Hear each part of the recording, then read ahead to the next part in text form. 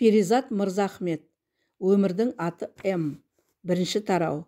Перизат өмір бойы махаббат пен мейірімді іздеді. Туа сала, ол кезде баланы туа салысымен шешесіне бермей, басқа шақалақтар жататын бөлмеге алып кететін. Қандай логикаға сүйенетіндерін өздері білсін, бірақ шешесіне тек емізуге алып келетінді.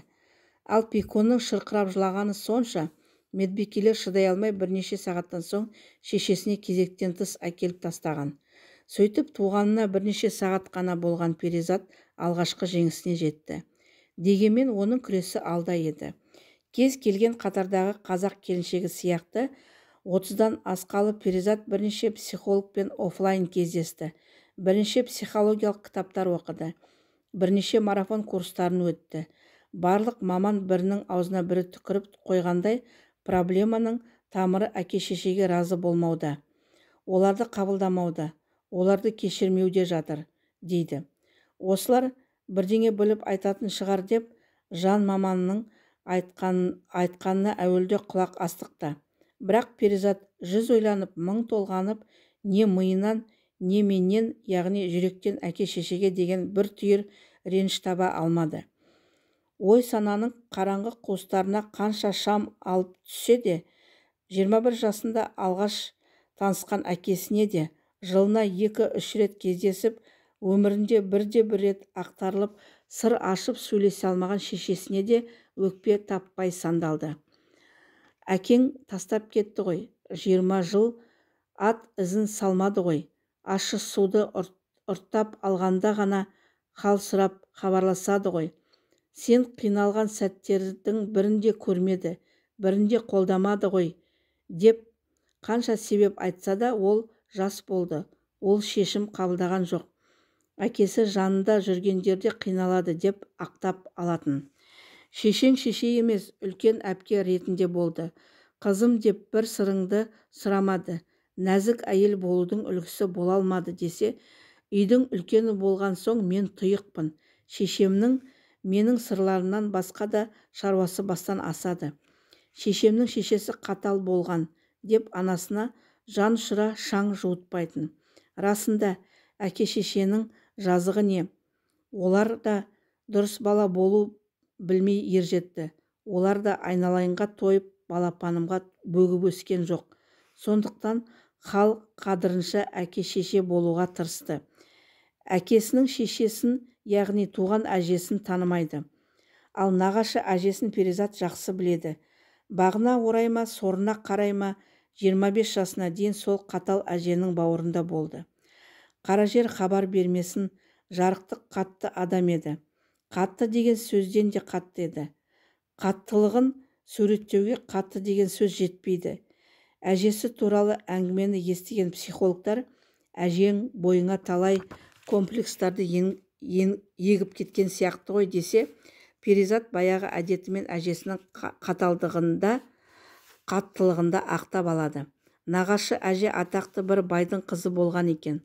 6 жасында анасынан айырылып, өгей шешелердің тәрбиесін көрді. Кейін әкесі конфискацияға қудалауға ұшырап, кішкентай қыз туыстардың қолында жаутаңдап қалған. Жетім қыздың тағдыры белгілі ғой. Тар заманда артық ауызды асыраудан қашқан ағайын 16 жастағы қызды біреудің жылқысын бағып жүрген жетім жігіттің етегінен ұстатып жібере салған. Бір уыс тарыны бөліп жеп, жалғыз көйлекті жуып киіп күн көрдік. Колхоздың қойын бағып, ес жидық, ел қатарына қосылдық деп отыратын марқұм. Өзі қилы заманда жетімдік, аштық, қорлық, жоқтық көрген жүрек қатаймағанда не істейді? Тірі жанға сенбейді, ешкімге ештеңе бермейді. Аштық пен жоқшылық үрейі әбден сіңген санасы дүниені тек жинай беру керек деп ойлайды. Үйдің бұрыш-бұрышы гараж сөрелері, қораның қуыс-қуысы ұн, сабын, сіріңке, май, керосинге толып тұрмаса, тықыршып отыра алмайтын. Сөзге өте шешен еді. Айналасын сөзбен қуырғанда құлағының тесігі бар адам жан шыдай алмай тұра алмайды. Бойы кішкентай болса да, ашуланғанда арқаланып кетеді. Мұнаның бәрі бізге жамандық ойлап тұр, алдап кетеді, ұрлап кетеді, пайдаланып кетеді деп алысқа да жақынға да сезіктене қарайды. Бақытсыз адам айналасына бақытсыздық егеді. Перизаттың әке-шешесінің ажырасуы Алланың бұйрығы шығар, бірақ бірден бір себепкері нағашы әжесі. Өзі бақытсыз адам басқаның бақытын бағалай ала ма?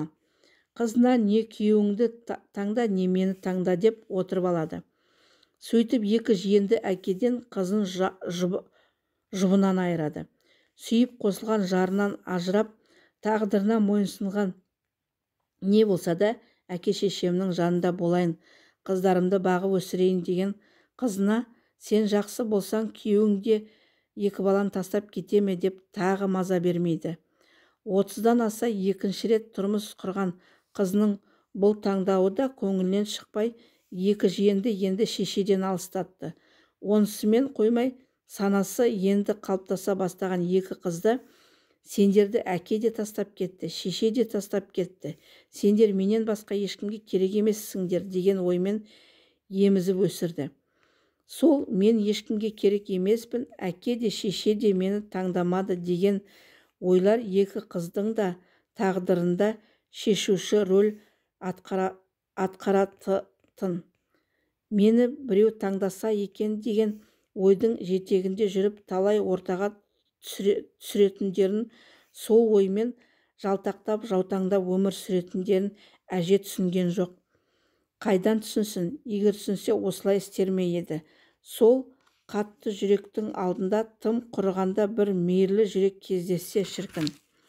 Өкінішке орай бір ғана адам және оның шешімдері қаншама тағдырды ойыншыққа айналдырды. Өйткені ол шын мәнінде бақытсыз еді. Ешқашан өз қалауын жасап көрмеген, ешқашан ешкіммен жылы сөз естімеген адам мейірім махаббаттың, достық, жанашырлықтың, қолдау қабылдаудың не екенін білмеді, білгісі келмеді. Соның кесірінен бірнеше адамның арман мақсатын күл етті. Ең өкініштісі, бір жұдырықтай әйел үшін құрбандық саны тым көп еді. Өйткені әженің әмірімен Перизаттың шешесі мен оның отбасы ғана емес, 16 жас бірге болған ақсақалы да, жалғыз ұлы да, ұлдың отбасы да қаншама құқай көрді. Миллиардтаған бақытсыз жандардың қатарын толтырды. Дегенмен сол қытырым қатал өзінде, өзгені де аямайтын мінездің арасынан мен кейде жылулықтың жылт еткен сәулесін көргендей болатын едім. Марқұм әже кейде сақтаған тәттісін беріп еркелететін, кейде көз майын тауысып көйлек тігіп беретін. Өзі аппақ көйлек киюді, тәтті тоқаш жеуді жақсы көретін. Мөлдіретіп ән салатын, әдемі ән естілсе әлсіз ғана күрсінетін. Осындай өте сирек сәттерде ана қабат-қабат қаталдық қабағының астында әйелге ғана тән мейірім мен махаббаттың мәңгілікке көміліп қалғанына Перизаттың көзі жете түсті. Бір күні Дулат Исабековтың «Өкпек жолаушы» повесін оқып, жаман әйел болмайды, біз оны қолдан жасап аламыз. Арал теңізінің суы тартылып тұзы молайғанда әсем ақ шабақтар жан сақтау үшін түрі мен түсін өзгертіп, балшыққа кіріп тіршілік етеді екен.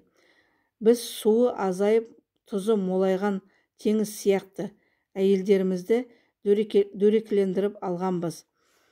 Біз олардың алдында, олардың өліп бара жатқан нәзіктігі мен тазалығының алдында мәңгі бақи айыптымыз деген жеріне келгенде бірден әжесі туралы ойлайды. Басқа заманда туып, басқа орта өмір сүрсе, бәрі өзгеше болар ма еді. Әйелдің жүрегіне не ексе, сол шығады. Гүл ексең гүл, тікен ексең тікен. Сол нағашы әже 80 жастан аса қайтыс болып, Перизат қоштасуға кірді. Жан кеткенде құр дене бір уыс болып қалады екен. Тағдырдың әділетсіздігімен алысып, өз жанын өзі жеп, бақыттың дәмін тата алмай өткен әжесін көріп, Перизат түршігіп кетті. Бұл деген бақытсыздық. 80 жыл бойы бір күнде бір бақытты болмау нағыз мәнсіз ғұмыр. Алланың берген жасын алысумен ғана өткізу обал. Осы себептердің барлығын ерте түсінген Перизат ешқашан әжесін де, әкесі шешесін де жазғырған емес. Әкемнің қатал болуына заман, айдаладағы адамдардың шешімдері әсер етті, әжемнің қаталдығына. Ол менің әке-шешеме әсер етті, әке-шешемнің шешімдері маған әсер етті.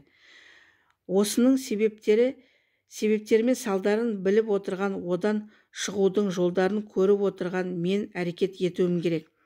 Бақытсыз адамдардың шеңберін үзуім керек деп ойлайды. Сондықтан ешқашан ешкімге зияным тимей, сөзбен де, іспен де қолымнан келгенше көмектесем, ал көмектесу қолымнан келмесе зиянымды көрмейді деп өзіне өзі уәде берді. Басқа амал жоқ қой. Кім кінәлі деп іздеп тере берсең, соңында адам ата мен Хауа анадан бірақ шығасың. Өтті кетті, болды бітті. Өткенді қазбалау емес, оны біліп сабақ алу ғана маңызды. Өткенді қазбалау құнарсыз құмға дән, егіп өсім өнім күтумен бірдей нәтижесі. Проблеманы анықтау, мойындау жеңісті бірінші қадам. Анықтай алмай, мойындай алмай, кіммен немен алысарын, күресерін түсінбей, бақытсыздыққа ұрынған, сол бақытсыздықты айналасына шашқандар миллиард. Одан көп болмаса, өйткені проблеманы анықтау ұзақ жұмыс. Біреудің төзімі, екіншінің ақылы, үшіншінің білімі, төртіншінің тәжірибесі жетпейді. Бесінші адамда біреуі болмауы мүмкін. Сондай жандармен тағдырым тоғыспасын деп тілеңіз. Өзім солардың қатарынан болмайын деп жалыныңыз. Сөйтіп ешкімді жазғырмау, ешкімді кінәламау жолын таңдаған Перизат, екінші таңдау ешкімге бағынбау еді. Жаратушы жалғыз өмір береді екен. Оның жауабын жалғыз сенен алады екен. Онда неге жаны басқа, жазуы басқа адам менің өміріме әсер етуі керек? Өмірің, жауапкершілігің менің мойнымда болса, сол өмірге әсер ететін шешімдердің еркі менің қолымда болуы шарт деген қағидадан шегінбеуге тырысты. Бірақ еркіндігіне шадыман сәттердің бәрін мен ешкімге керек емеспін, мені неге таңдамайды деген ойлар мұз жарғыш кеме сияқты қиратып өтетін. Миға да, маған да тыныштық бермей қойды. Осы ойлар Құдайдан соң мейірім мен махаббатты ғана құрметтейтін Перизаттың қалауын да өзгертіп жіберді. Сондықтан Перизат ес білгелі таңдаулы болу маңызды деп жанталасты. Таңдаулы болу үшін не сұлу, не ақылды, не жолы болғыш болу керек екенін де ерте түсінді. Сұлулықта жарыса алмайтынын, жолы болғыштыққа сене алмайтынын да ерте мойындады. Сосын миына күш салды, жатпай тұрмай оқыды. Ақылды болсам мені таңдайды, дұрыс адам болсам мені таңдайды деген ой ұзақ уақыт жемісін берді де. Әсіресе мектепте, университетте, мансапта қашанда топтың алдында алды. Эх, ақылды қыз деп ауызға ілігіп көзге түссе де, қанша құрмет мадаққа бөленсе де, мені жүректі қанағаттандыра алмады. Өйткені құшақ-құшақ мақтау қағаздары мен алғыс хаттарында мейірім мен махаббат жоқ еді.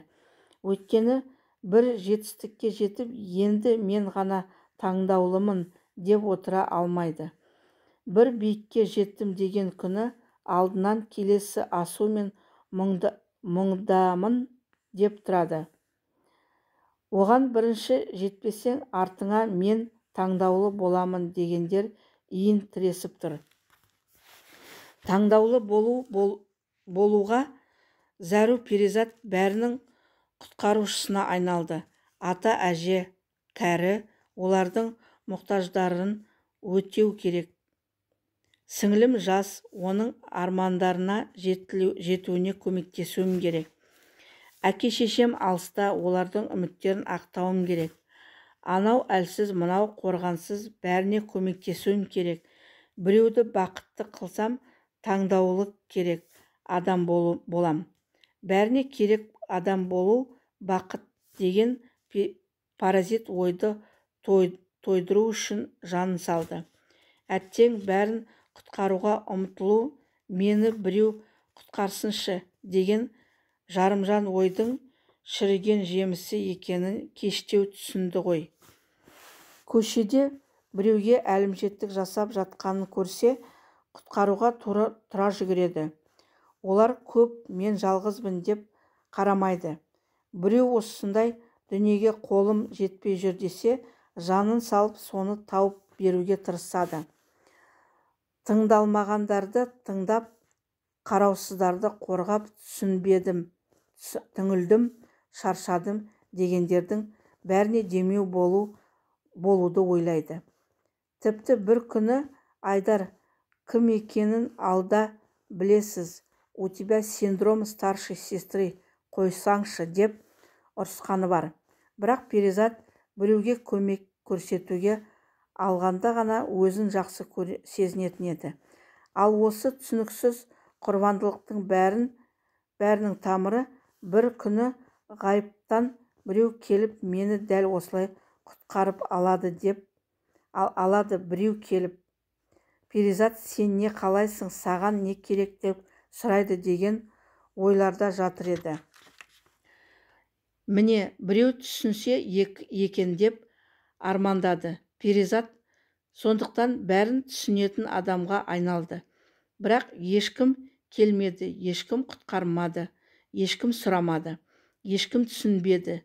Сондықтан перизат ешкім сұрамаса, ешкімге қызық емес, мен де айтпаймын деп тілін мәңгілікке тістеді.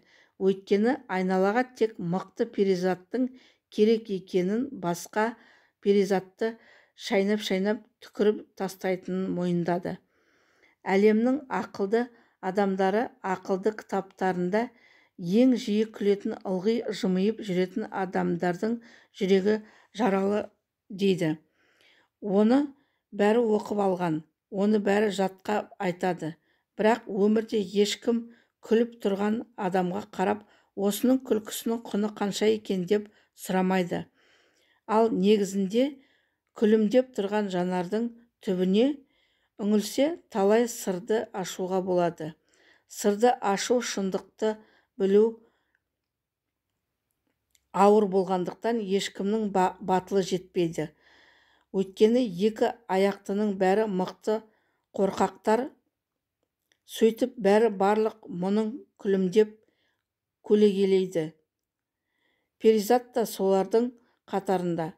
Қандай қиналып тұрса да, қандай ауыр сөз естісе де, алдынан қандай кедергі шықса да, жарқын жайдары қарсы алуды әдетке айналдырды.